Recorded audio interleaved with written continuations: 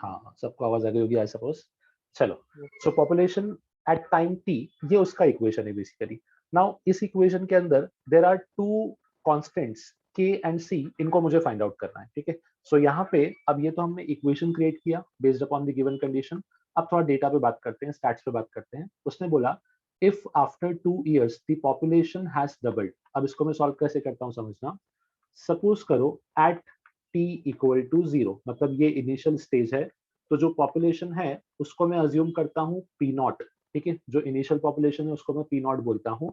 तो अपने अकॉर्डिंग उसने बोल रखा है after 2 years, T equals to 2 years, ये जो पॉपुलेशन है ये कितना हो जाएगा,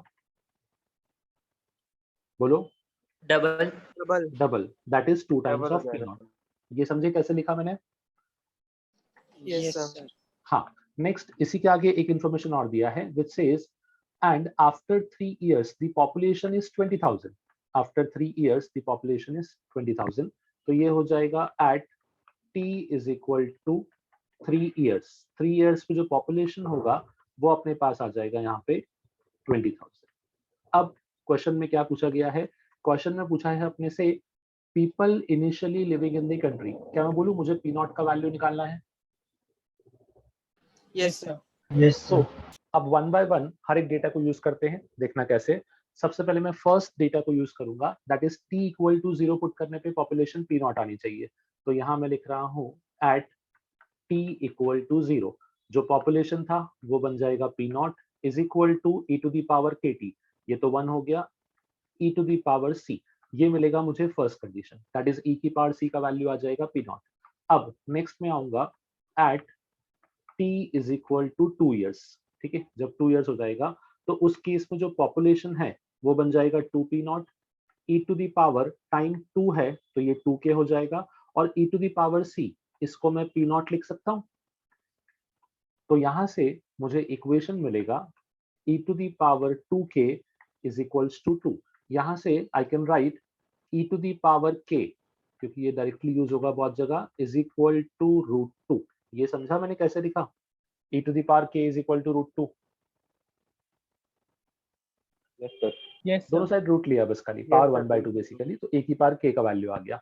नाउ अब नेक्स्ट इज, हमको बोला गया था कि t इक्वल टू 3 years पे जो पॉपुलेशन है वो 20,000 है। सो इसको भी यूज कर लेते हैं at t is equal to 3 years, population is 20,000 is equal to e to the power k into 3 into e to the power c। सो क्या मैं इसको ऐसा लिख सकता हूँ, it will be 20,000 is equal to e to the power k का cube into e to the power c which is equal to p naught। ये हमने पहले ही प्रूफ किया था, e to the power c is equal to p naught। सो यहाँ से मुझे e to the power k का वैल्यू पुट करना है, और अब ये वैल्यू कुछ ऐसा बनेगा 20,000 is equal to रूट 2 का क्यूब, मतलब 2 root 2 times of p naught, जहां से अपने को आंसर मिल जाएगा कि जो उस कंट्री का या उस टाउन का इनिशियल पॉपुलेशन है that should be equal to 10,000 by root 2। ये होना चाहिए इनिशियल पॉपुलेशन। फाइंड आउट कैसे किया वो समझा? Yes sir. 10,000 by root 2, yes sir. approximately it is coming out to be 7,071 approximately लिखा है मैंने, वो आप चेक कर सकते हो बेसिकली। सो अगेन क्वेश्चन में कुछ एक्स्ट्रा ऑर्डिनरी नहीं था, जो इन्फॉर्मेशन दिया उस इन्फॉर्मेशन के बेसिस पे हमने एक डिफरेंशियल इक्वेशन क्रिएट किया, और फिर उस डिफरेंशियल इक्वेशन को सिंप्लीफाई करते हुए हमने जो भी स्टैट्स दिए थे उन स्टैट्स को यूज कर लिया और उस डेटा को डिराइव कर लिया। This is the actual application. आपको खुद को आइडिया होगा कि जब भी हम किसी बड़े टाउन की या कंट्री की पॉपुलेशन की बात करते हैं तो एक तो फिजिकल कैलकुलेशन होता है जिसको हम बोलते हैं जनगणना, आपने सुना होगा शायद, कि घर घर आके पूछा जाता है कि आपके घर पे कितने लोग हैं, क्या है। एक मैथमेटिकल ये वाला वे भी है उसका, बिकॉज क्या होता है कि वो फिजिकल वे में उतना डिटेल में जाना, आपको जाके पूछना इज ऑलमोस्ट इम्पॉसिबल कि आपको सब लोग टाइम पे मिले या फिर सब चीजें, यस सेंसस करेक्ट है। तो उस चीज के अकॉर्डिंग एक हम मैथमेटिकल मॉडल भी रेडी करते हैं समथिंग लाइक दिस टाइप, और उससे क्रॉस चेक करते हैं। If both the datas coincide, एक ऑलमोस्ट नंबर पे कोइंसाइड करते हैं तो उसको हम करेक्ट मान लेते हैं, बट अगर डेटाज में बहुत ज्यादा डिफरेंस आ जाए तो उस केस में क्या हो जाता है बेसिकली, उस केस में फिर हम लोगों को देखना पड़ता है कि कौन सा डेटा मोर एक्यूरेट रहेगा बेसिकली, ठीक है। सो ये क्वेश्चन उस प्रॉपर्टी पे बेस्ड था। नाउ इसी में एक वैरायटी और बनती है, वो भी सॉल्व करो। एक क्वेश्चन और दे रहा हूँ, अब ये आप लोग ट्राई करना। यहाँ पे एक वैल्यू भी दिया है, इस वैल्यू को यूज कर सकते हो। Now try this one.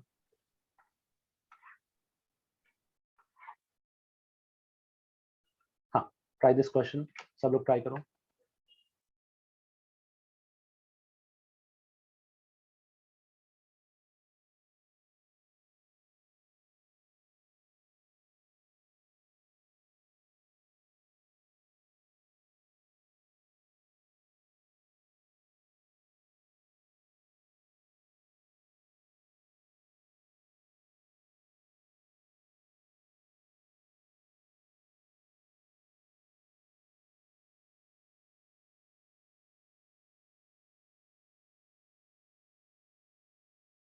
Sir ये तो कॉमर्स का क्वेश्चन लग रहा है।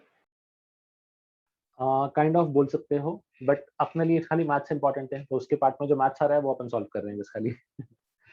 Okay sir. Yes, it is for commercial use only, that is true.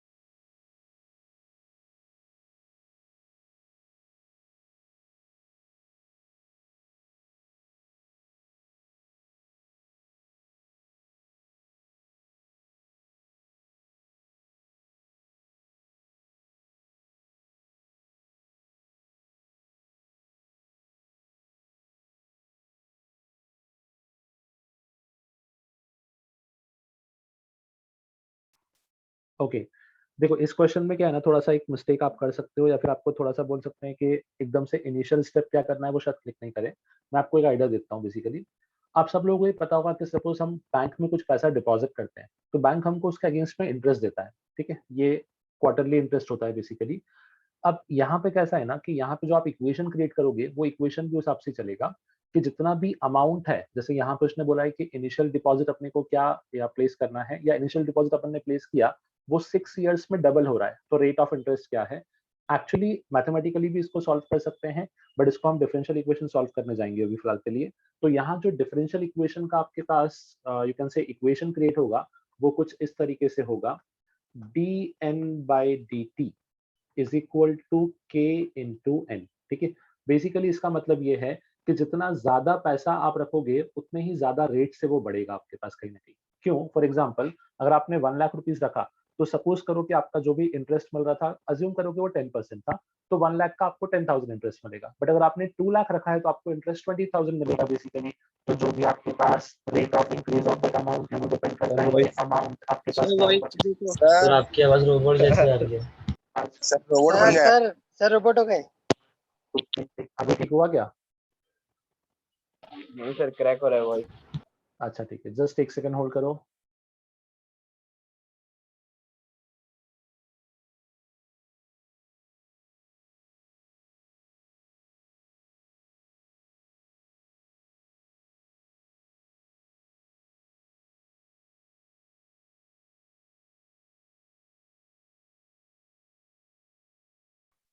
हाँ, अभी कंफर्म करो मुझे, अभी क्लियर है? हाँ सर। Yes sir. हाँ, सो यहाँ पे कैसा है ना कि जितना हम अमाउंट रखेंगे उतना अमाउंट के अकॉर्डिंग वो अमाउंट इंक्रीज होगा, उसके अकॉर्डिंग उसका रेट इंक्रीज होगा बेसिकली। सो ये आपका इक्वेशन क्रिएट होना चाहिए था। मैं आपको बताता हूँ कि यहाँ पे इनका मीनिंग्स क्या क्या है। जो एन है, it denotes the deposit amount. ठीक है, डिपॉजिट अमाउंट। नेक्स्ट आपके पास t, obviously it denotes the time, कि कितने टाइम पीरियड की हम बात कर रहे हैं। अब आता है के। नाउ दिस के इज मोस्ट इंपॉर्टेंट। ये के वो रेट है जो आपको फाइंड आउट करना है बेसिकली। क्यों? जो रेट रहेगा वो रेट के प्रोपोर्शनली आपके पास अमाउंट आपका बढ़ता है हमेशा। फॉर एग्जाम्पल, जैसे मैंने आपसे बोला कि 1 लाख रुपीज आपने डिपॉजिट किया, नाउ आपको रेट मिल रहा था 10%, तो 1 लाख का 10% इज 10,000, तो उतना आपको अमाउंट एज अ इंटरेस्ट मिलेगा, जो यहाँ इंटरेस्ट की बात चल रही है। तो कभी भी अगर आप किसी अमाउंट को के नंबर से मल्टीप्लाई करते हो, तो वो के नंबर बेसिकली उसका रेट दिखाता है, जिसके थ्रू जितना पार्ट आपको इंटरेस्ट मिलेगा। तो ये के हमको फाइंड आउट करना है इस क्वेश्चन में। आई सपोज अब आप सब लोग इजीली सॉल्व कर सकते हो। अब ट्राई करो, अब आंसर आ जाएगा, because this was the initial equation जो शायद काफी लोग क्रैक नहीं कर पा रहे होंगे। बट यस, अब मैंने आपको इक्वेशन बता दिया, आगे सिर्फ कैलकुलेशन का पार्ट है। सॉल्व करो and let me know the final answer.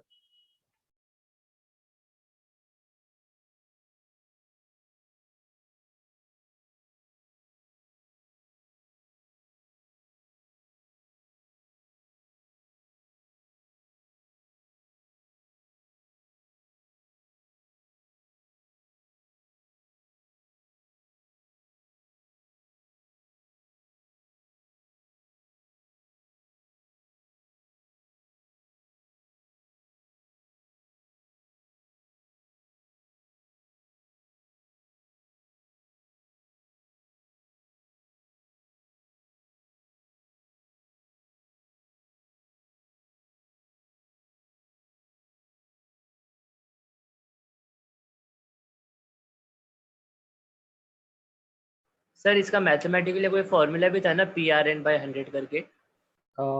Yes बेटा, कंपाउंड इंटरेस्ट का फॉर्मूला होता है अपने पास, p into 1 + r/100 whole to the power t। उससे भी सॉल्व करने में सेम इक्वेशन मिलता है आपको। नहीं सर, ये अमाउंट इज ज्यादा इक्वल, अच्छा है। हाँ ये ज्यादा बेटर है एक्चुअली।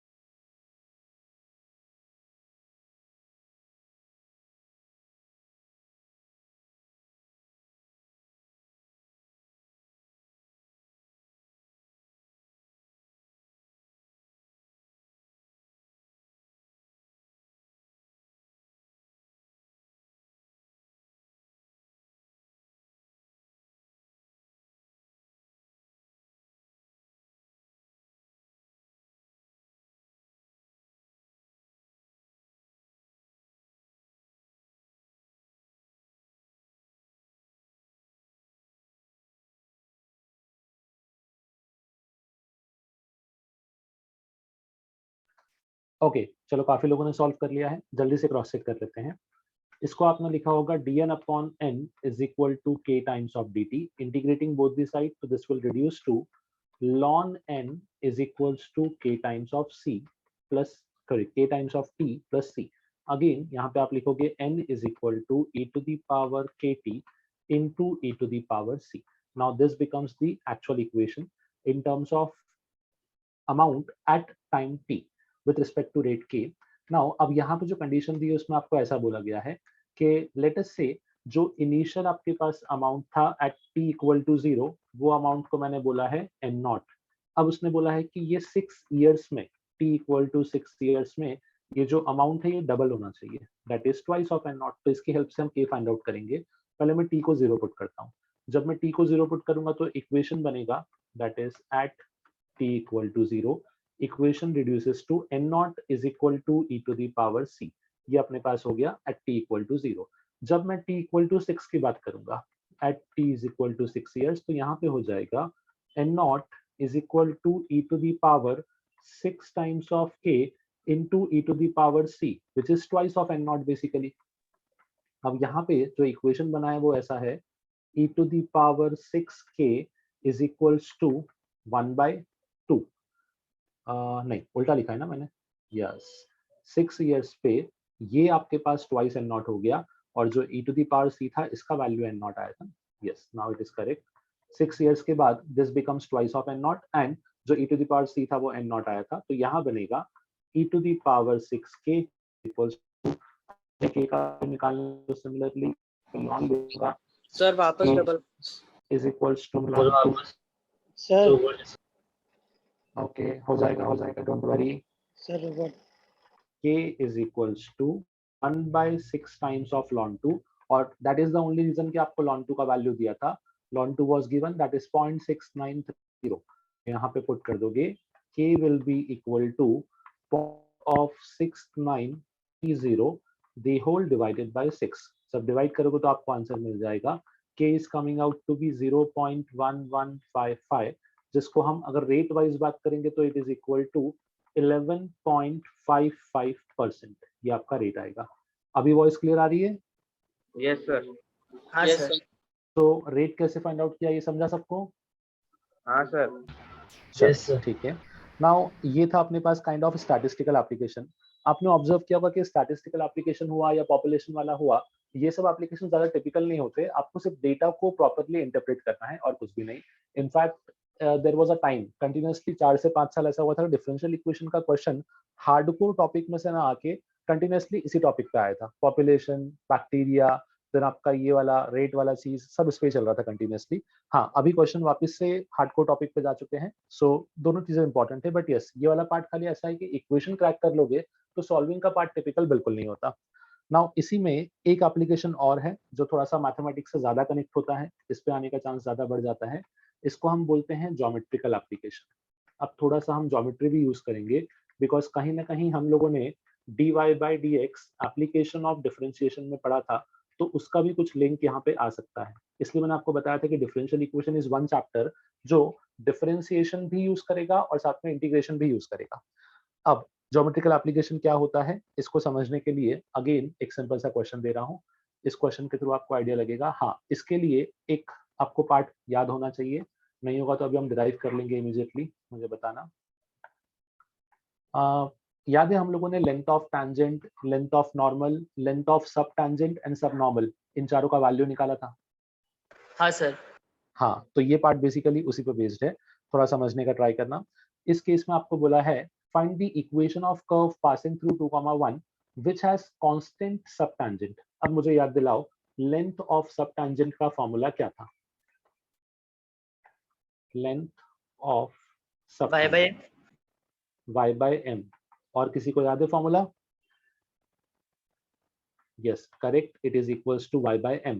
जो m होता था वो क्या डिनोट करता था? m अपना ये स्लोप है।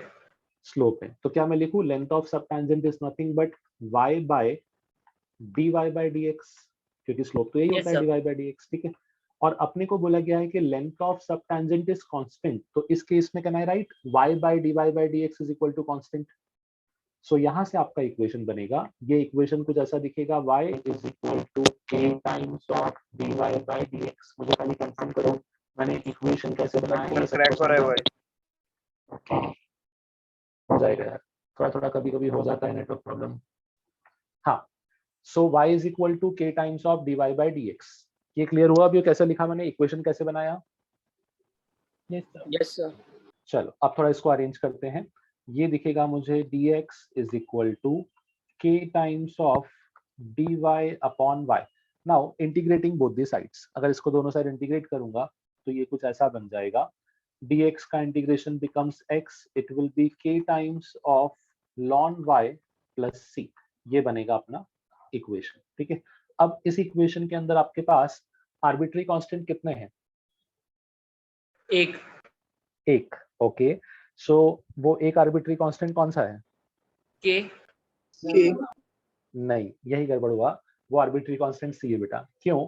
क्योंकि के तो उसने आपको क्वेश्चन में दिया था ना, it has a constant sub tangent, मतलब वो कांस्टेंट आपको पता है।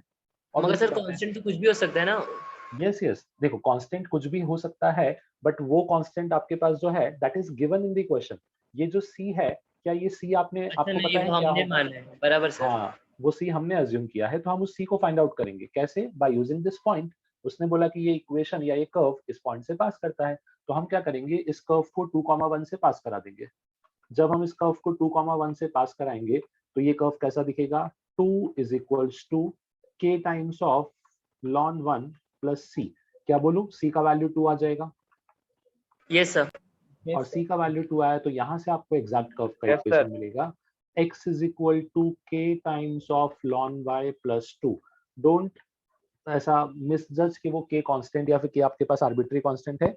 That k is nothing but a value which is given in question. सिर्फ ये है कि उसने k बोला, आपके पास वैल्यू नहीं बोला है कि k का एग्जैक्ट वैल्यू क्या है, बट उसने क्वेश्चन में मेंशन कर दिया है कि दैट लेंथ इज कांस्टेंट। तो वो जो कांस्टेंट है उसको मैं k से रिप्रेजेंट कर रहा हूँ बस खाली। ठीक है, that is the only difference. समझे सॉल्व कैसे किया? सर एक कोनिक से क्वेश्चन किधर से भी बन सकते हैं। बिल्कुल बन सकता है, अभी अगला एग्जाम्पल में वैसे ही कुछ लूंगा, इसको ट्राई करो। थोड़ा सा कोनिक से रिलेट हो सकता है, बिकॉज जहां जहां पे dy बाई dx आएगा ना, उन सब पार्ट को आपको डिफरेंशियल इक्वेशन में कन्वर्ट कर सकते हो, क्योंकि डिफरेंशियल इक्वेशन है ही वो चीज, dy बाई dx को लेके इक्वेशन को सॉल्व हाँ करने वाला सर। पार्ट। जैसे इस क्वेश्चन को क्रैक करने का ट्राई करो अब। हाँ, इसमें क्या बोला है, find the curve such that the intercept on the axis cut off between the origin and the tangent at a point is twice the abscissa and which passes through 1,2। पहले तो इसका लैंग्वेज समझने का ट्राई करो और मुझे बताओ कि इसने क्या बोला है क्वेश्चन में।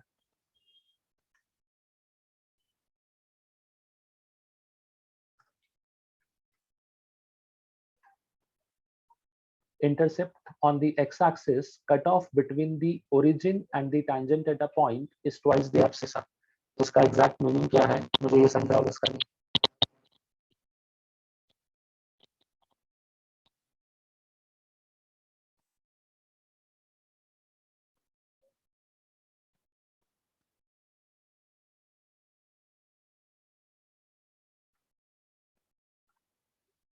चलो थोड़ा समझना। हाँ, अभी वॉइस क्लियर है, ज्यादा ब्रेक तो नहीं हो रही? नहीं सर अभी क्लियर। नहीं सर, ओके अभी ठीक है। हाँ, नाउ यहाँ पे कैसा है ना, रफली इसका डायग्राम समझो, थोड़ा सा क्लैरिटी आएगा आपको। सपोज करो कि एक ऐसा रैंडम कर्व था कोई भी। नाउ इस कर्व पे किसी भी एक पॉइंट पे आपने टैंजेंट बना दिया। लेट अस से मैंने इस कर्व पे किसी भी एक पॉइंट पे टैंजेंट बनाया। Let this P point lying on the curve be x comma y. उसने क्या बोला है, क्वेश्चन को समझना। Intercept on the x-axis cut off between origin and tangent at a point। cut off between origin and tangent at a point on x-axis। बोलू इस intercept की बात चल रही है, प्रॉपरली चेक करो। Intercept on x-axis cut off between the origin and tangent at the point। हाँ sir. ठीक है, is twice the abscissa। what is abscissa? X coordinate. Abscissa is x coordinate.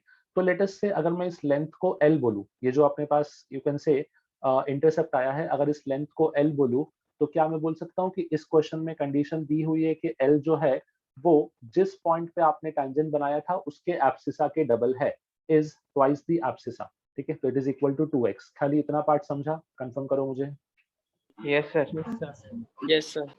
अब आएगा कि सर डिफरेंशियल इक्वेशन किधर है, ये तो ज्योमेट्री आ गया। तो ऐसा नहीं है, यहाँ पे अब मैं क्या करूंगा, मुझे कर्व का इक्वेशन नहीं पता, मुझे कुछ भी नहीं पता, तो मैं एक सिंपल सा क्या करता हूँ, मैं इस टैंजेंट का इक्वेशन लिखूंगा। अब मैं इस टैंजेंट का इक्वेशन कैसे लिख रहा हूँ उसको केयरफुली समझना। इस टैंजेंट का इक्वेशन में लिखता हूँ capital Y minus small y is equal to dy by dx times of capital X minus small x। Basically मैंने किया क्या, मैंने यूज किया है स्लोप पॉइंट फॉर्म। ठीक है, मैंने अज्यूम किया कि ये जो पॉइंट P x, y है, इस पे जो टैंजेंट होगा उसका स्लोप आएगा dy बाई dx, और ये मैंने उसका इक्वेशन लिखा। सबको ये इक्वेशन समझा? Yes sir. ये मैंने क्या लिखा है। हाँ, अब इस इक्वेशन से मुझे खाली इतना बताओ, क्या आप ये पॉइंट को फाइंड आउट कर सकते हो? Let this point be A point को फाइंड आउट कर सकते y को हो? 0 करेंगे। यस, y को 0 करेंगे। Now comes the greater question कि कौन से y को 0, छोटे वाले या बड़े वाले? छोटे वाले। नहीं, ये ट्विस्ट है। जो स्मॉल x स्मॉल y है ना बेटा, वो कर्व के ऊपर है हमेशा। जो स्मॉल x स्मॉल y है वो कर्व के ऊपर है। हम जो लाइन की इक्वेशन निकाल रहे हैं, वो लाइन का इक्वेशन किसके फॉर्म में है? It is of the form capital X and capital Y। थोड़ा सा रिकॉल करना, आपने इक्वेशन इस फॉर्म में पढ़ा था, y minus y1 is equal to m into x minus x1। सब में ये इक्वेशन लिखा हुआ है। Sir voice. Okay, just a second. No sir, cut रहे। सर रोबोट जैसा वॉइस आ रहा है। यार ऐसा क्यों हो रहा है? Just a second.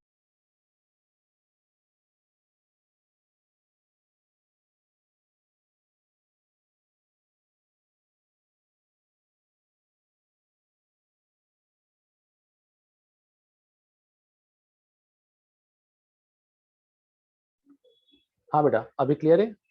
Yes sir. हाँ सर। ये इक्वेशन आई सपोज सब लोगों ने देख रखा होगा, y minus y1 is equal to m Hello, times of sir. x minus x1। हाँ बेटा, सर हम लोग c क्यों नहीं कंसीडर कर रहे हैं? y equal to mx plus c वाला यस सर। कर सकते हैं। c से भी एक सोल्यूशन आएगा, बट क्या है ना कि मुझे इंटरसेप्ट को यूज करना है।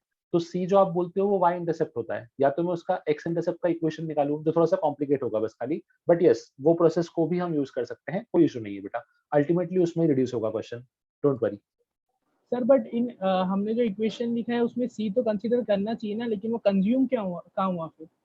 नहीं, सी कंसिडर हुआ है ना बेटा। देखो क्या है ना कि जो y minus y1 is equal to m into x minus x1 लिखा हुआ है, ये भी लाइन का इक्वेशन है, और y equal to mx plus c भी लाइन का इक्वेशन है। सिर्फ दोनों डिफरेंट फॉर्म में अरेंज हुए। जब इस y1 को यहाँ शिफ्ट कर देते हो तो ये इक्वेशन इस फॉर्म का क्रिएट हो जाता है बेसिकली।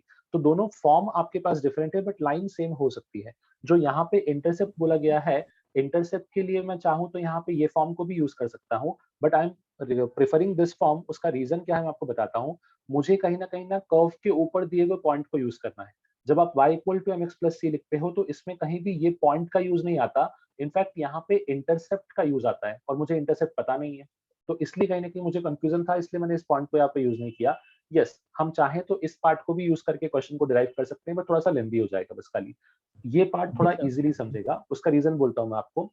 देखो यहाँ पे कैसा है ना, जब हम ये इक्वेशन ऑफ लाइन लिखते थे तो आप सबको पता है कि x1 y1 जो है ये गिवन पॉइंट होते थे, और xy is any point on the line. ऐसा ही था अपने पास केस। Yes sir. उसी तरीके से जो मैंने यहाँ पे इक्वेशन लिखा है, ऑब्वियसली ये जो इक्वेशन है ये टैंजेंट का इक्वेशन है। तो इस टैंजेंट के इक्वेशन पे जो स्मॉल x स्मॉल y हुए, ये गिवन पॉइंट हुआ ना, which is on the curve. और जो कैपिटल X कैपिटल Y है, that is nothing but the any point on line. So अब जो मैंने आपसे पूछा था इनिशियली कि ए पॉइंट का कोऑर्डिनेट निकालना है जिससे मुझे इंटरसेप्ट मिलेगा, तो ए पॉइंट का कोऑर्डिनेट निकालने के लिए हम y को 0 पुट करेंगे because it lies on x axis. But कौन से y को 0 पुट करेंगे? हम कैपिटल Y को 0 पुट सर करेंगे। बड़ा वाला। यस, कैपिटल Y को 0 पुट करेंगे, और वहां से कैपिटल X का वैल्यू निकालेंगे। तो अब मैं क्या करता हूँ, ए पॉइंट के लिए I put y equals to 0 at capital Y equal to 0। जब कैपिटल Y को 0 किया तो ये इक्वेशन कुछ ऐसा बनेगा, minus y times dx by dy plus x is equal to capital X। ये पार्ट समझा मैंने कैसे लिखा?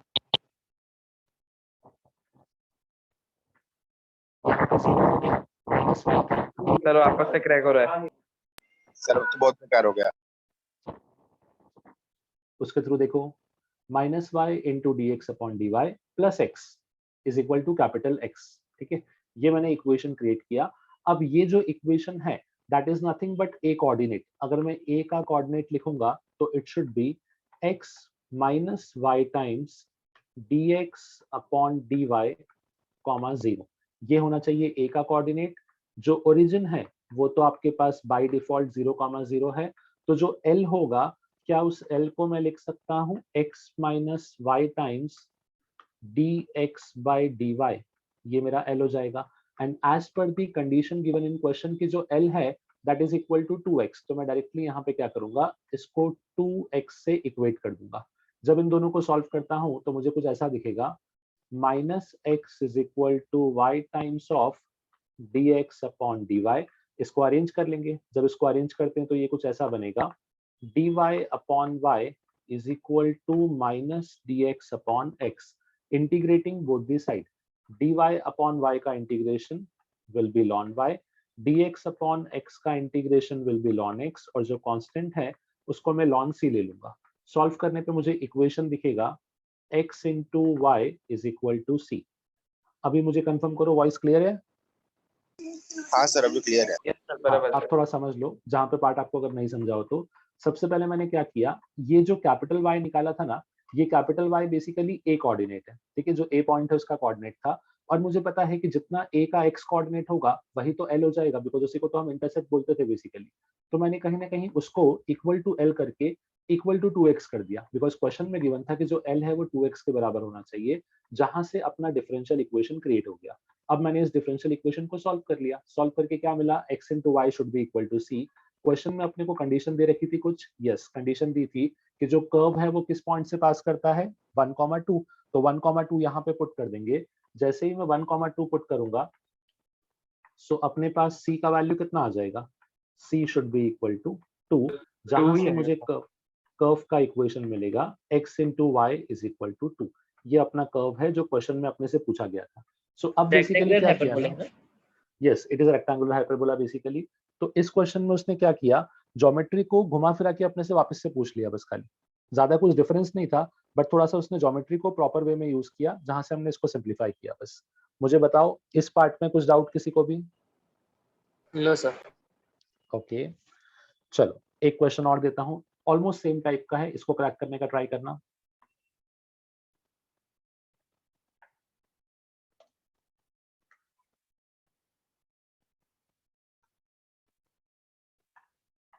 हाँ ट्राई दिस वन।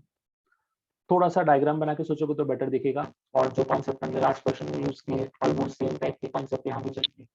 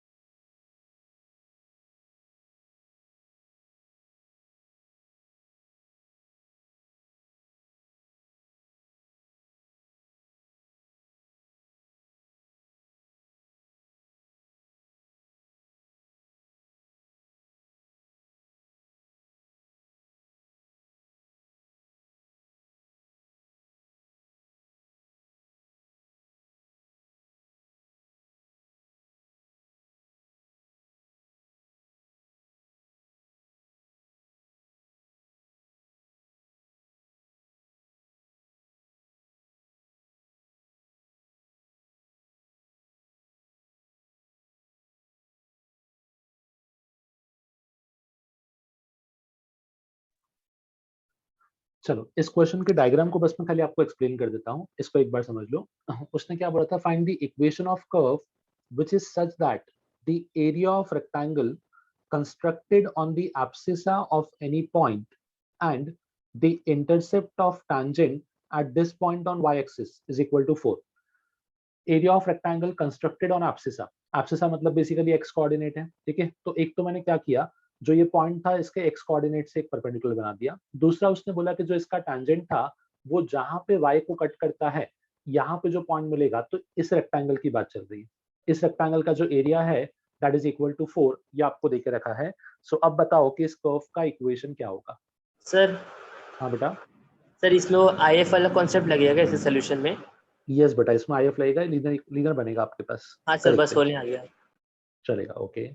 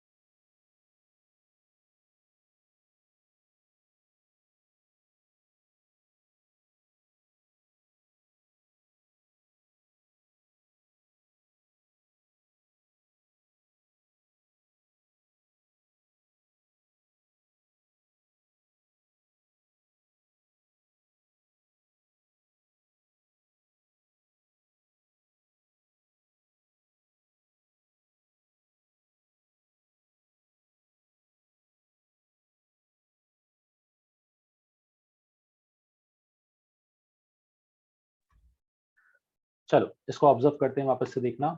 सो यहाँ भी मैं सेम कॉन्सेप्ट यूज करूंगा। जो इक्वेशन ऑफ टैंजेंट है, यहाँ मैं लिखूंगा equation of tangent PS, equation of tangent PS, इसको हम फाइंड आउट करेंगे। सो अगेन यहाँ में सेम इक्वेशन लिख देता हूँ, capital Y minus small y is equals to dy by dx times capital X minus small x, क्योंकि again जो पॉइंट था अपने पास कर्व का वो था small x comma small y। Now अब अपने पास कैसा है, ये मैंने इक्वेशन ऑफ टैंजेंट लिखा है। क्यों लिखा है मैं आपको रीजन बताता हूँ। Ultimately I need to find the area of rectangle. अब एरिया ऑफ रेक्टेंगल के लिए मुझे लेंथ चाहिए और विड्थ चाहिए, तो इन दोनों को फाइंड आउट करने के लिए इक्वेशन अपने को हेल्प करेगा। देखना कैसे, मुझे बताओ जो C पॉइंट है, ये C पॉइंट का कोऑर्डिनेट क्या मैं इस इक्वेशन की हेल्प से निकाल सकता हूँ? यस सर, बोलो हाँ, क्या सर। होगा, कैसे कैपिटल X को निकालेंगे? 0 पुट करके। यस, कैपिटल X को हम 0 पुट कर देंगे। जैसे ही मैं कैपिटल X को 0 पुट करता हूँ तो मुझे कैपिटल Y का कोऑर्डिनेट मिलेगा, that should B y minus x times of dy by dx। मुझे कंफर्म करो, और यही मेरा C पॉइंट भी होगा।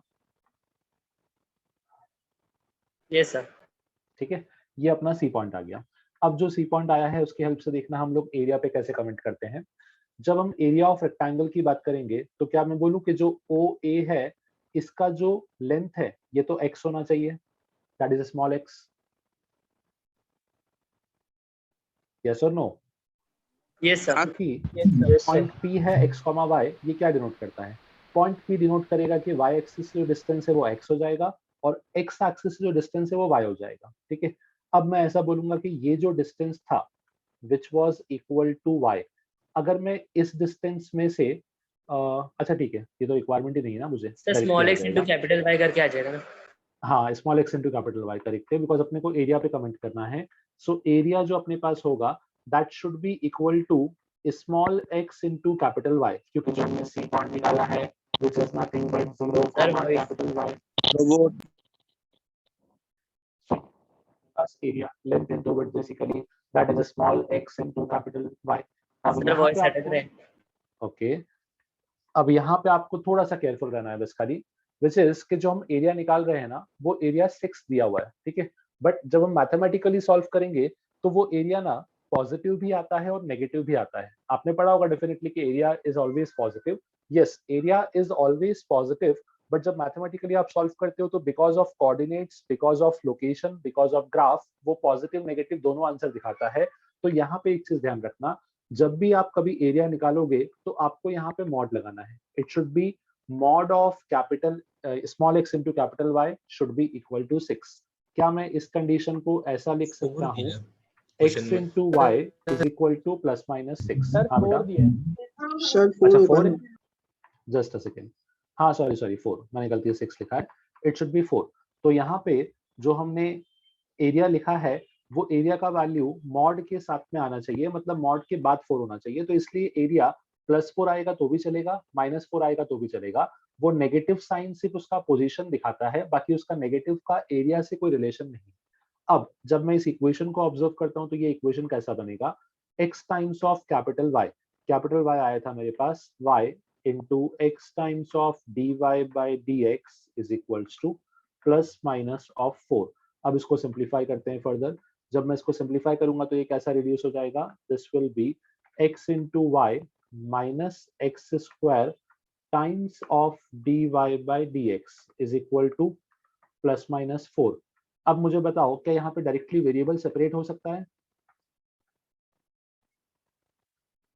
नहीं सर, वो IF वाले लगे। हाँ, सो यहाँ पे y जो है उसका डिग्री 1 है, मतलब ये लीनियर डिफरेंशियल इक्वेशन है, it is a case of linear differential equation. मैं इसको प्रॉपर्ली अरेंज कर देता हूँ, अरेंज करने का मतलब क्या होगा वो देखो, x square times dy by dx minus x into y is equals to minus plus 4, throughout negative से मल्टीप्लाई कर दिया। Now dividing all the side by x square, तो ये दिखेगा dy by dx minus y upon x is equal to minus plus 4 upon x square. ये अपना एक proper linear differential equation में रिड्यूस हो गया। अब इसको सॉल्व करना हमको आता था, यहाँ पे सबसे पहले हम IF निकालते हैं। IF is nothing but e to the power integration p dx, मतलब माइनस 1 अपॉन x dx, तो ये हो जाएगा e to the power integration minus of ln x, जिसको हम लिखेंगे 1 अपॉन x, ये आपका आएगा IF। इस पार्ट में किसी को कुछ प्रॉब्लम? No sir. चलो नेक्स्ट इज इस इक्वेशन का सोल्यूशन। तो हमको इसका सोल्यूशन डायरेक्टली पता है, it is y into IF is equals to इंटीग्रेशन q into IF into dx, ठीक है। अब y into IF तो ये हो जाएगा y x is equal to integration आवाज एकदम खराब है। सर वॉइस सर आवाज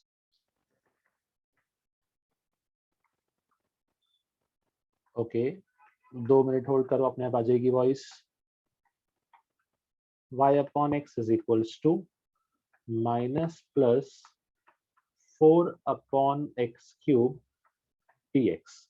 4 अपॉन एक्स क्यूब का जो इंटीग्रेशन होगा वो अपने पास क्या हो जाएगा, that will be minus plus 2 upon x square, in fact not minus plus, it should be plus minus, क्योंकि 2 बार साइन चेंज हो चुका है, plus minus 2 upon x square plus सी।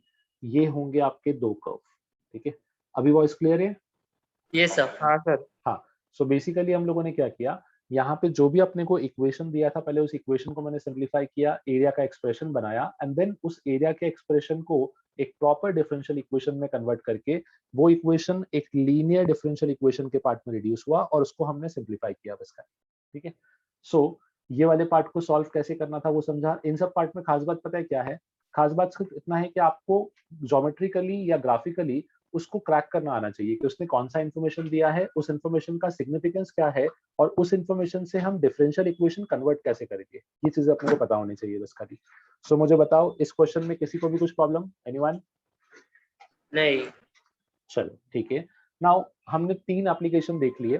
फर्स्ट जो हमने देखा था that was physical application, second देखा स्टैटिस्टिकल एप्लीकेशन, थर्ड देखा ज्योमेट्रिकल एप्लीकेशन। अब इसी का एग्जैक्टली एप्लीकेशन तो नहीं बोलूंगा बट इसका एक यूज और भी है, उसको डिस्कस कर लेते हैं। This will be last topic of this chapter. आज चैप्टर क्लोज करेंगे हम लोग पूरा, तो ये अपने चैप्टर का लास्ट पार्ट है। इसको बोलते हैं हम लोग ऑर्थोगोनल ट्रैजेक्टरीज। सर वो सरफेस एरिया का भी होता है ना इसमें कुछ? सरफेस एरिया का नहीं बेटा, सरफेस एरिया बोर्ड्स के बुक मतलब में देखा था पर्टिकुलरली क्या एप्लीकेशन बोल में रहे हो? Surface area. नहीं, सरफेस एरिया मतलब वो जो अपन ने एक क्वेश्चन किया था ना कल, याद नहीं है? जो मैंने बताया था एरिया से रिलेट करते थे हम लोग, वो वॉल्यूम और कुछ समझ गया base समझ question। गया, हाँ हाँ बोर्ड से हाँ ऊपर मिला वो क्वेश्चन। यस यस यस, वो एप्लीकेशन पार्ट है बस खाली डायरेक्टली। Okay sir. हाँ हाँ, नाउ नेक्स्ट टाइम आता है अपने पास last topic which is orthogonal trajectory. मुझे बताना, मैंने बहुत बार इस वर्ड को डिस्कस भी किया है और बताया भी था कि ये इंपॉर्टेंट है मैथमेटिक्स के पॉइंट ऑफ व्यू से। ऑर्थोगोनल, इस वर्ड का मतलब 90 क्या होता है डिग्री बेटा? Yes, 90 degree. Now trajectories, what do you mean by trajectory? Path. Yes, very good, path. So orthogonal trajectory का मतलब क्या होगा, अब ये समझना। डिफरेंशियल इक्वेशन में हमने क्या किया ना, जो डिफरेंशियल इक्वेशन का फर्स्ट पार्ट था which is formation of differential equation, वहां पे मैंने क्या किया, मल्टीपल कर्व को सेटिस्फाई करने वाली डिफरेंशियल इक्वेशन बनाई।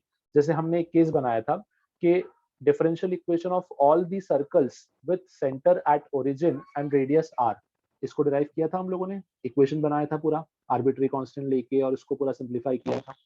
जो हाँ सर्कल की करस्पॉन्डिंग सर वॉइस। Nice.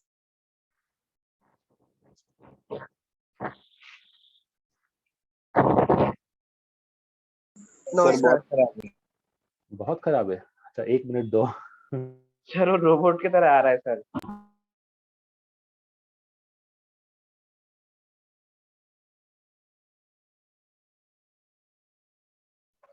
हाँ, आई थिंक अब बेटर हो गया। हाँ सर अब ठीक है। हाँ, सो हमने ये केस को डिस्कस किया था कि सर्कल का सेंटर ओरिजिन पे है और ऐसे बहुत सारे सर्कल बनते हैं, इसके करस्पॉन्डिंग हम डिफरेंशियल इक्वेशन निकालते थे।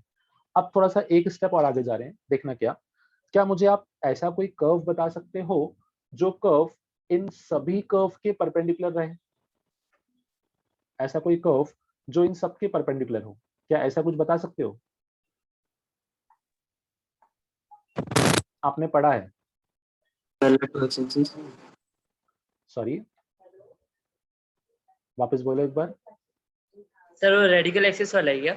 नहीं, इट्स नॉट रेडिकल एक्सिस, कुछ और। नॉर्मल। Normal, perfect. सो अगर मैं इसको ऐसा बोलूं कि लेट्स से एक लाइन है जो ओरिजिन से पास करती है, तो क्या मैं ऐसा बोलूं कि ये जो लाइन होगी ये सभी सर्कल के परपेंडिकुलर होगी?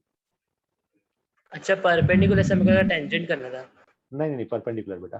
तो ये जो लाइन है ये बोलूं सभी कर्व के परपेंडिकुलर हो जाएगी, हाँ सर। ठीक है? और ऐसी कितनी लाइंस होंगी? ऐसी इनफाइनाइट इनफाइनाइट। लाइंस होंगी। सेंटर से जो भी लाइन पास करेगी वो सभी लाइन कहीं ना कहीं उसके परपेंडिकुलर सिस्टम को डिनोट करेगी। सेंटर से आप जितनी भी लाइन बनाओगे वो सभी उसके परपेंडिकुलर सिस्टम को डिनोट करेगी बेसिकली, ठीक है? तो अब क्या है, अब मैं क्वेश्चन को थोड़ा सा और आगे लेके जा रहा हूँ। पहले हमने क्या किया था, पहले हमने किया था कि किसी भी गिवन फैमिली ऑफ कर्व के लिए डिफरेंशियल इक्वेशन बनाया था। अब हम उस गिवन फैमिली ऑफ कर्व के लिए जो कर्व उस सब फैमिली के परपेंडिकुलर है उसको फाइंड आउट करेंगे और इसी को हम बोलते हैं ऑर्थोगोनल ट्रैजेक्टरी, ठीक है? अब इसका प्रोसेस क्या है उसको समझना प्रॉपरली। एक 3 स्टेप का प्रोसीजर है, उस प्रोसेस को फॉलो करेंगे तो मिस्टेक कभी नहीं होगा और क्वेश्चन बहुत इजीली बन जाएगा। सो 3 स्टेप प्रोसीजर क्या है उसको देख लो प्रॉपरली। सबसे पहले आपको क्या करना होता है, फाइंड द इक्वेशन ऑफ, या simple find the differential equation corresponding to given family of curve। जो भी फैमिली ऑफ कर्व दिया हुआ है उसके करस्पॉन्डिंग आपको डिफरेंशियल इक्वेशन क्रिएट करनी है। ये हम सबको आता है बनाना आर्बिट्री कांस्टेंट की हेल्प से, याद है? जितने आर्बिट्री कांस्टेंट सर उतनी आता बार है। डिफरेंशिएट करेंगे। हाँ, ये हो गया आपका स्टेप 1। अब स्टेप 2 में क्या होगा, this is important step. Step 2 में आपके पास जो ऊपर इक्वेशन बनाई थी उसमें आप क्या करोगे, substitute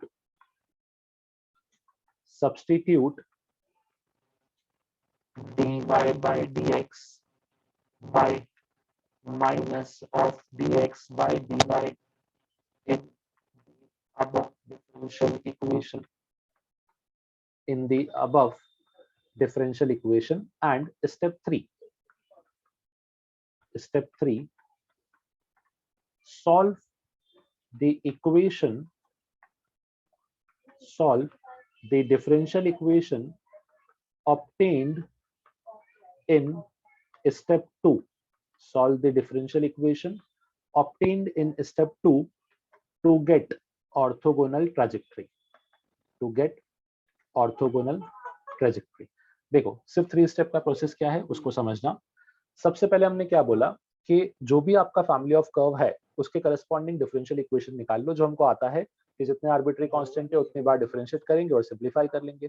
स्टेप 2 में हम क्या करेंगे कि जो हमने डिफरेंशियल इक्वेशन निकाला है उसके अंदर जहां भी dy by dx है उसको हम माइनस dx by dy से रिप्लेस कर देंगे, ठीक है। एंड स्टेप 3 जो नया डिफरेंशियल इक्वेशन बना है उसको सॉल्व कर लेंगे as per the given condition, जो भी अपने को पता है उस हिसाब से सॉल्व कर लेंगे। मैं एग्जांपल में आपको एक्सप्लेन करने के लिए इसी क्वेश्चन को ले रहा हूँ बेसिकली, ठीक है। इसका क्वेश्चन कैसा बनता है, बताओ। सॉरी स्टेप कौन सा वाला, स्टेप 2 स्टेप 2 में क्या करना है, जैसे आपने फर्स्ट स्टेप में डिफरेंशियल इक्वेशन बना लिया तो डिफरेंशियल इक्वेशन में कहीं ना कहीं dy by dx होगा, ठीक है। तो आपको उस dy by dx की जगह पे माइनस dx by dy लिख देना है, बाकी सब कुछ एज इट इज चलेगा, ठीक है। इसको हम बोलते हैं replace dy by dx by minus of dx by dy, बाकी सब कुछ एज इट इज होगा। और अब उसको हम सॉल्व कर लेंगे एग्जांपल से, बहुत बेटर वे में समझते हैं इसको। इसका एग्जांपल कैसा आएगा वो देखो। Find orthogonal trajectory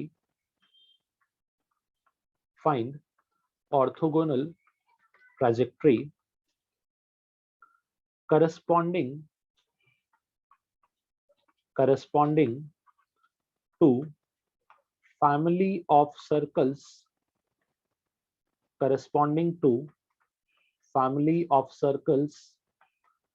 with center at origin। Basically जो एग्जांपल मैंने आपको ओरली समझाया ना, मैं उसी को आप थ्योरेटिकली प्रूफ करने जा रहा हूं। तो इससे प्रॉपर वे में समझना कि स्टेप्स को अप्लाई कैसे करना है। स्टेप्स काफी सिंपल हैं। सबसे पहले मुझे बताओ family of circle with centre at origin, इसका इक्वेशन क्या होगा? x square plus y square equals to r square। Very good, x square plus y square is equal to r square. कितने आर्बिट्री कांस्टेंट है इसके अंदर? एक sir, एक। तो हम एक बार डिफरेंशिएट कर सकते हैं, डायरेक्टली डिफरेंशिएट कर देते हैं। 2x plus 2y dy by dx is equal to 0। क्या बोलूं, यही मेरा डिफरेंशियल इक्वेशन बन गया। हाँ ठीक है, ये हो गया मेरा स्टेप 1। अब स्टेप 1 के बाद स्टेप 2 में क्या बोला गया था? स्टेप 2 में खाली इतना सा बोला था कि जहां पे dy by dx लिखा है ना उसकी प्लेस पे माइनस dx by dy लिख दो, ठीक है।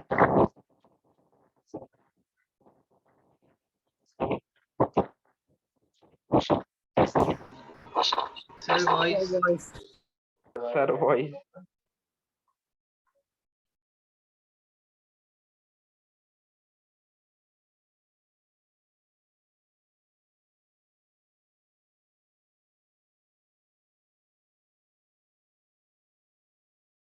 बेटा अभी ठीक है वॉइस? Yes sir. हाँ। Yes sir. तो देखो मैंने क्या किया, सबसे पहले तो 2 को हटा दिया और जो dy by dx था ना उसको माइनस dx by dy से रिप्लेस कर दिया, ठीक है। अब ये जो इक्वेशन बनी है ये अपना स्टेप 2 हो गया बेसिकली, ठीक है। स्टेप 2 में हमने क्या किया, dy by dx को माइनस dx by dy से रिप्लेस कर दिया। स्टेप 3 में क्या बोला गया था कि जो डिफरेंशियल इक्वेशन बनी है ना इसको सॉल्व कर लो। तो मैं इसी डिफरेंशियल इक्वेशन को रीअरेंज करता हूँ और इसको सॉल्व कर देता हूँ। y times of dx upon dy, इसको रीअरेंज करते हैं। क्या मैं इसको लिख सकता हूँ, dy upon y is equal to dx upon x। now integrating both the side, जब दोनों साइड इंटीग्रेट करूंगा तो अपने पास यहाँ पे dy अपॉन y, इसका इंटीग्रेशन क्या हो जाएगा, इसका integration will B ln y is equal to ln x plus अपने पास आ जाएगा ln c, ठीक है। अब इस इक्वेशन को क्या मैं लिख सकता हूँ, y is equal to x times of c। मुझे खाली इतना बताओ ये किस चीज का इक्वेशन बना है बेटा? Straight line passing through origin. Yes, straight line passing through origin. और ये हमने ओरली देख लिया था कि क्या बनना चाहिए, जस्टिफाई हुआ इस चीज से कि जब family of circle centre at origin का आप परपेंडिकुलर कर्व बनाओगे तो आपको लाइंस मिलनी चाहिए जो लाइन ओरिजिन से पास करती है। तो ये समझा कि ऑर्थोगोनल ट्रैजेक्टरी का मतलब क्या हुआ? Yes sir. वो सेट ऑफ कर्व, वो सेट ऑफ ट्रैजेक्टरीज जो पूरी फैमिली के परपेंडिकुलर हो, खाली एक मेंबर के नहीं, जो पूरी फैमिली के परपेंडिकुलर होगा वो उसको हम बोलेंगे ऑर्थोगोनल ट्रैजेक्टरी। नाउ इसमें जो एक स्टेप है ये थोड़ा एक्सप्लेन करो, इसका लॉजिक इंपॉर्टेंट था। मैं अब तक एक्सपेक्ट कर रहा था कि आप लोग पूछोगे, पर आप में से किसी ने पूछा नहीं। ये जो सेकंड स्टेप है ना, मैंने रिप्लेस किया dy बाई dx को माइनस dx बाई dy से, कोई मुझे इसका लॉजिक बताएगा? सर ये इसका 90 लॉजिक क्या डिग्री है? के लिए करते हैं, m1 इज इक्वल टू -1 वाला। यस, वेरी गुड, परफेक्ट है। इसका लॉजिक है कि हमको पता है कि जब दो लाइंस या दो कर्व आपस में परपेंडिकुलर होते हैं तो m1 m2 को हम लिखते थे -1। तो बेसिकली वही चीज है। अगर सपोज करो कि एक लाइन का स्लोप है dy बाई dx और दूसरे लाइन का स्लोप m है और आपको चाहिए प्रोडक्ट -1, तो m बेसिकली क्या हो जाएगा? माइनस dx बाई dy हो जाएगा। तो यहाँ से इसका लॉजिक आता है कि कभी भी अगर आप dy बाई dx को माइनस dx बाई dy से रिप्लेस करते हो तो फिर आपको ऑर्थोगोनल कर्व्स मिल जाते हैं, बेसिकली वो कर्व जो आपके गिवन कर्व के परपेंडिकुलर हैं। मुझे खाली कंफर्म करो, ये जो 3 स्टेप का सिंपल सा प्रोसीजर था, क्या ये प्रोसेस सबको समझा? Yes sir.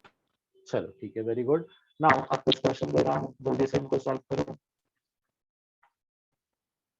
Find orthogonal trajectory. Sir voice. अब बेटा बोर्ड देख ले, क्वेश्चन ही है। Orthogonal trajectory of y square is equals to 4ax, जहां पे a आपका पैरामीटर है। हाँ, सब लोग ट्राई करो। Let me know the final answer.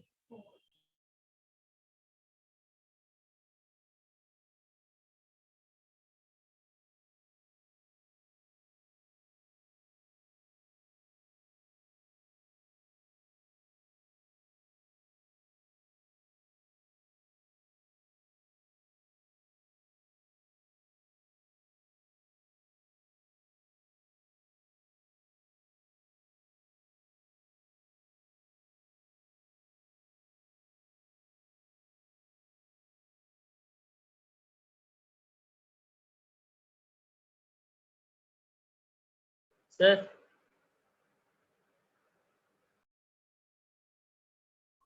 हाँ बेटा बोलना। सर बट इसमें आर्बिट्री कांस्टेंट नहीं है ना? है ना, ए जो मैंने पैरामीटर बोला है वो आर्बिट्री कांस्टेंट ही है बेटा। अच्छा सर, इसमें हाँ, पैरामीटर का क्या मीन करेगा वो? मतलब पैरामीटर मतलब वो आर्बिट्री कांस्टेंट हो गया। कोई अच्छा ना ठीक कोई है आपके सर। पास एक वैल्यू है, मतलब अगर वो बोलेगा कि कांस्टेंट है देन इट इज डिफरेंट। अगर कांस्टेंट के अलावा पैरामीटर बोलता है, आर्बिट्री कांस्टेंट बोलता है, सब कुछ एक ही होगा। हाँ सर ठीक।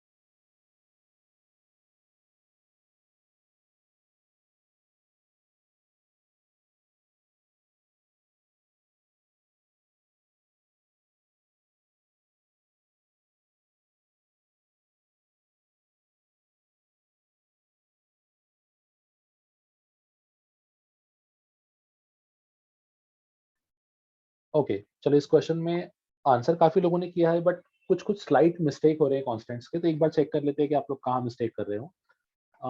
इस क्वेश्चन में सबसे पहले तो हम फैमिली ऑफ कर्व उसने डायरेक्टली दे रखा था, तो यहाँ पे कुछ नहीं करना, मुझे सिर्फ डिफरेंशियल इक्वेशन निकालना है। मैं और भी इजी बना लेता हूँ इसको। मैं लिख लेता हूँ y square by x is equal to 4a और फिर डिफरेंशिएट करता हूँ ताकि कांस्टेंट आए ना और यहाँ मुझे डायरेक्टली डिफरेंशियल इक्वेशन मिल जाए। तो ये मिलेगा x times of 2y into dy by dx plus y square equal to sir 0। Minus हाँ सॉरी माइनस, ये आना चाहिए मेरा डिफरेंशियल इक्वेशन। अगर आपने डायरेक्टली भी किया है और एक और एलिमिनेट किया है तो फाइनली ऐसा ही कुछ फॉर्म आएगा, चेक कर लेना एक बार।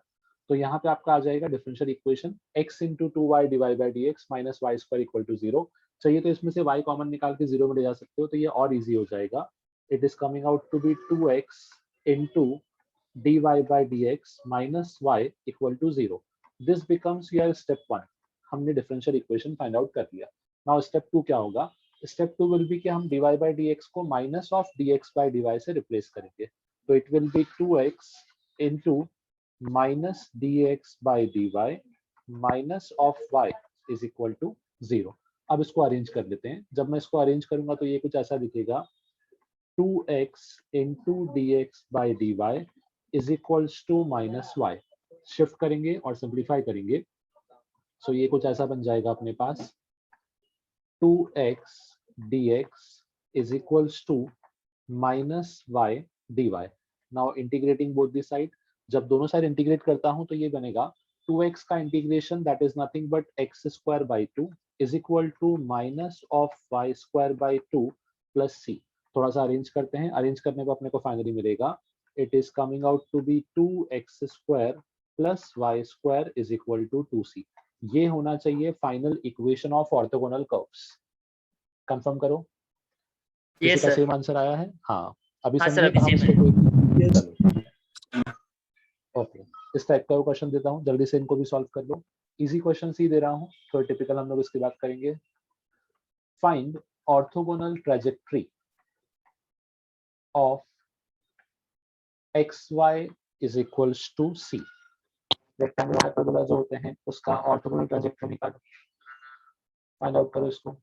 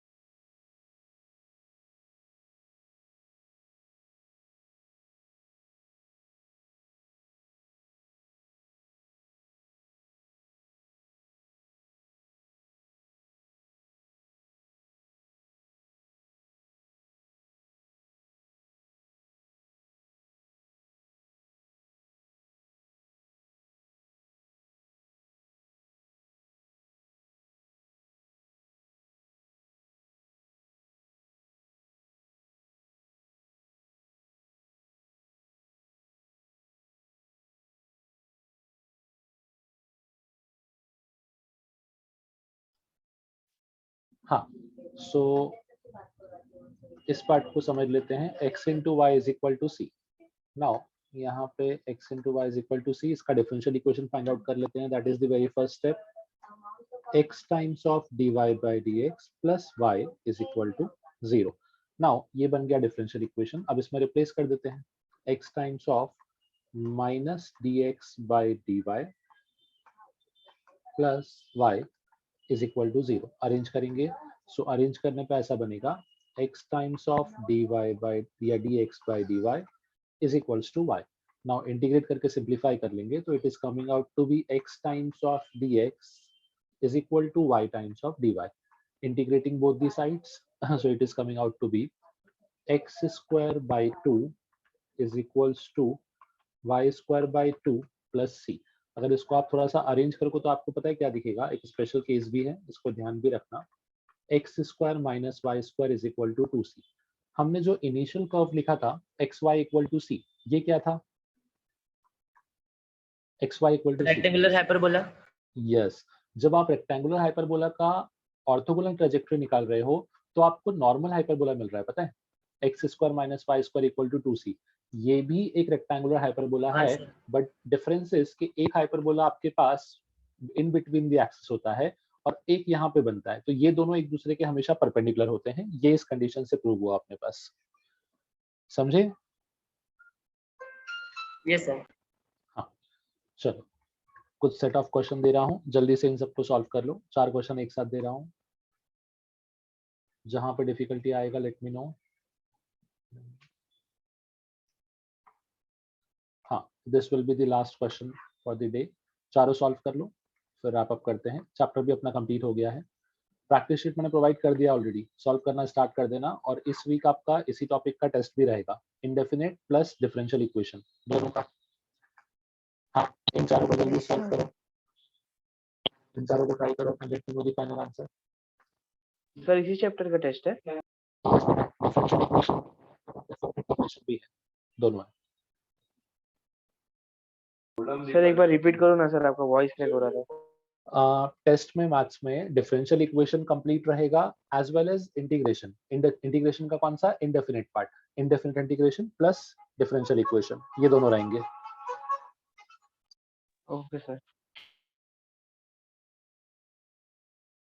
एंड सर टेस्ट सिलेबस भेज दीजिए ना. हाँ बेटा, अभी थोड़ी देर में अपलोड हो जाएगा. सर इस बार टेस्ट में ना बहुत से क्वेश्चंस के आंसर रॉन्ग दिए थे. 2-3 क्वेश्चन के मेरे आंसर रॉन्ग दिए जो राइट थे. मतलब आंसर रॉन्ग थे या फिर अलग फॉर्म में थे बेसिकली? सर मैंने जो आंसर सॉल्व किए थे वो राइट थे, टिक भी किए हाँ. वहां पे, बट हाँ. वहां पे जो आंसर आया ना वो अलग दे दिया उन्होंने, वो दूसरा ही Okay. कोई दे दिया. जितने भी क्वेश्चन थे ना ऐसे जिनका प्रॉब्लम था, मुझे एक बार उनका स्क्रीनशॉट शेयर कर दो बस. खाली मैं एक बार वेरीफाई करता हूँ. यस, एक क्वेश्चन मुझे दिखाया भी था सिद्धेश ने, तो वो क्वेश्चन डेफिनेटली रॉन्ग था, मैंने रेक्टिफाई कर लिया. जैसे आप 2-3 बोल रहे हो तो मुझे बाकी और बता दो, तो उनको मैं रेक्टिफाई कर लेता हूँ एक बार. ठीक है? ठीक है सर, मैं आपको कल बताता हूँ. Sure, no issues.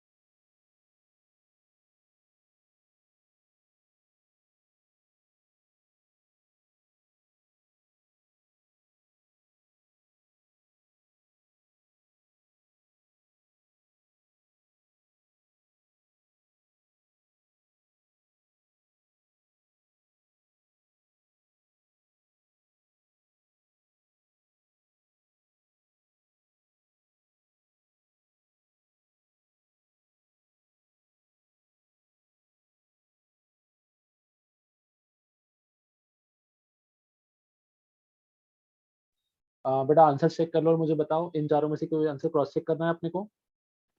No sir. Okay, Sohail second का पूछ रहा है सपोज, ठीक है सेकंड में सॉल्व कर देता हूँ जल्दी से, एक बार चेक कर लो।